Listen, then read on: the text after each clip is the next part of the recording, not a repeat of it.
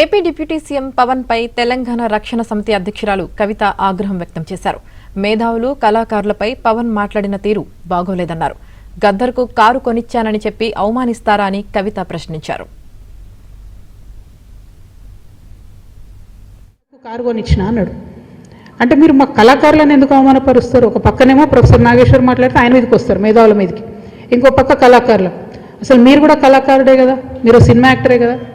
మీరు సినిమా యాక్టర్గా మీకు ఎట్లా వస్తుంది జీవనాధారం? ఏ సినిమాకైనా హయ్యెస్ట్ ఇన్కమ్ నైజాం నుంచే వస్తుంది. అంటే మా తెలంగాణ బిడ్డలు చూసే టికెట్లతోనే మీ సినిమాలు నడుస్తాయి. హయ్యెస్ట్ ఇన్కమ్ నైజామే, హయ్యెస్ట్ కలెక్షన్స్. అంటే మీరు కొనుక్కున్న ప్రతి కారులో మా తెలంగాణ బిడ్డలు కొన్న టికెట్ పైసలు ఉన్నాయి. మీరు కొనుక్కున్న ప్రతి భూమిలో మా తెలంగాణ బిడ్డలు కొన్న టికెట్ పైసలు ఉన్నాయి. మీరు మా గద్దరన్నను పట్టుకొని నేను కారు కొనిచ్చినానని ఆయన చనిపోయాడు. మీరు కొనిచ్చిరో కొనియలేదో ఎవరు తెలియదు. కానీ జనరల్గా ఏమంటారంటే మనం ఒక మంచి పొజిషన్లో ఉన్నప్పుడు కుడి చేత్తోని దానం చేస్తే ఎడమ చేతికి తెలియద్దు అంటారు. అప్పుడెప్పుడో కారు కొనిచ్చి గప్పాలు కొట్టుకునేది మీరు కొంటే కొన్నారు కావచ్చు, పెద్ద ముచ్చటేముంది. ఆయన ఎన్ని ఫోక్ ట్యూన్స్ దొంగతనాలు చేసి మీరు సినిమా పాటలు పెట్టుకుంటలేరు. ఇచ్చిరా ఎప్పుడన్నా రాయల్టీ మీరు ఫోక్ ఆర్టిస్టులకి? ఎప్పుడన్నా ఫోక్ ఆర్టిస్టులను ఆదుకున్నారా?